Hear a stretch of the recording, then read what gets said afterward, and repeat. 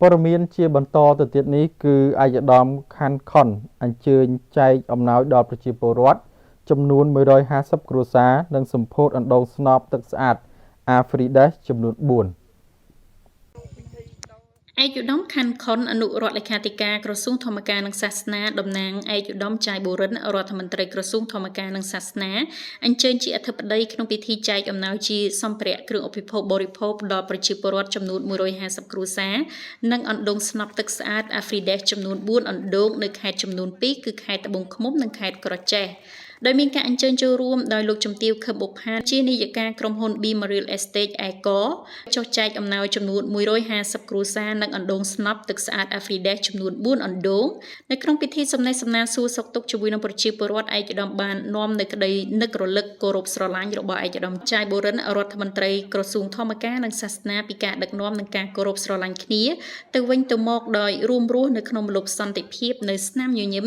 និងភាពរីករាយដោយមិនប្រកាន់ពូជសាសនាឬនិន្នាការនយោបាយអ្វីឡើយពីព្រោះយើងគឺជាខ្មែរយើងគឺតែមួយហើយអ្វីដែលយើងធ្វើសុទ្ធតែដើម្បីប្រទេសជាតិនិងការអភិវឌ្ឍដោយរក្សានៅការរួមសាមគ្គីភាព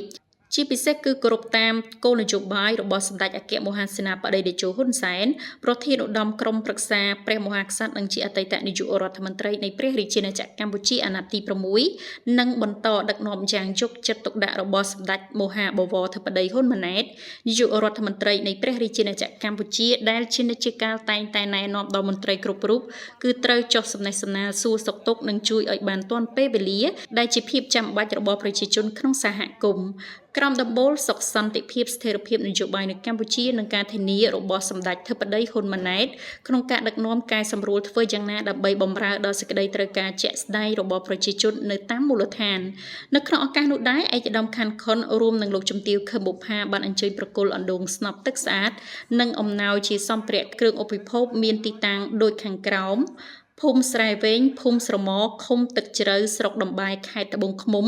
ភូមិភ្នំឃុំទន្លេបិទស្រុកត្បូងឃ្មុំខេត្តត្បូងឃ្មុំទទួលបានអណ្ដូងស្នប់ចំនួន1រួមនឹងអំណោយជាសម្ភារៈគ្រឿងឧបភោគចំនួន50គ្រួសារ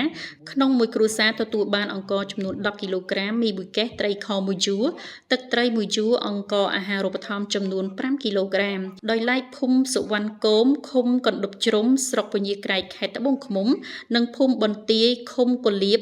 ស្រុកចិត្តបុរីខេត្តក្រចេះទទួលបានអំណោយជាអណ្ដូងទឹកចំនួន1ផងដែរសូមជម្រាបជូនថាជាសមាគមរបស់គ្រឹស្តសាសនិកក្នុងប្រទេសនិងក្រៅប្រទេសដែលបានចូលរួមបរិច្ចាគជាថវិកា